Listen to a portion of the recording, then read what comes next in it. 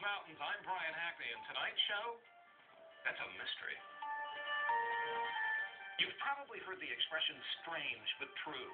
Today we travel to some of the Bay Area's best-known mysterious enigmas, but we'll show you the explicable behind the seemingly inexplicable. The places we're stopping today are often local icons, what you might call tourist traps, but they've remained Bay Area icons for a reason, and that's why we're on the road today. We'll find out why Sarah Winchester built what's called the world's strangest home, the Winchester Mystery House. And we take you inside the new $5 million exhibit at Ripley's Believe It or Not Museum at the Wharf in San Francisco.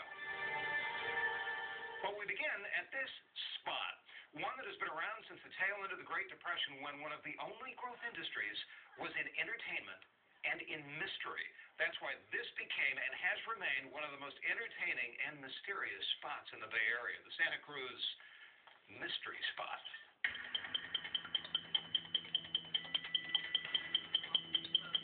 Paul Duffy is going to be our tour guide. Shall we go up and see some more? Yeah, let's head on up to the Mystery Spot Cabin. Good. 1939, we were discovered by two surveyors. And so it was developed back in 1939, opened in 1940. So what's our first step? First step, we're going to head right into the first courtyard. Priya, you look like you're standing at a crazy angle. What's going on here, Paul? Well, the cabin was first built 30 feet up the hill on a level foundation, the way cabin's supposed to be built. Then over a period of about 2 months, the cabin slid to where you see it now. So we want to stand up straight in relation to things that are crooked.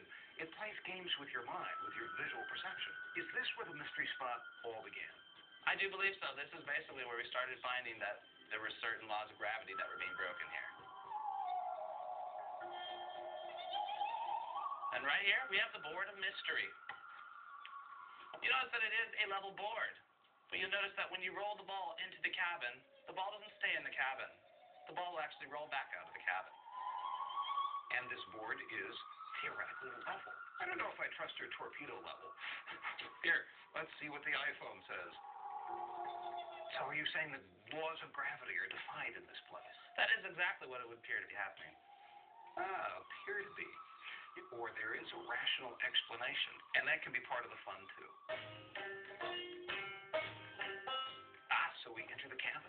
As we enter the cabin, you'll notice the floor is a bit different here. Yeah, it is different. Let me come on up here and stand up on the table. Why am I wearing dress shoes?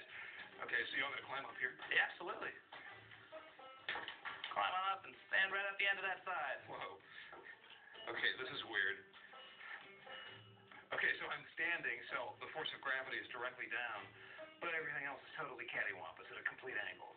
We are standing 17 degrees over the table. Yeah. You know, you get in here, you feel dizzy. It could be that your brain really wants to make vertical surfaces out of the doorway and the jambs and all of that kind of stuff, but gravity is going down in this direction, and your brain's just confused. Inside the next room, now, Paul, this was a famous shot. In fact, it was such a famous place to be that Life magazine featured it on its cover in November of 1948. All right, let's get out of this room. We can't. Why don't I dress up so well for this? Oh, okay, and this is the original cabin.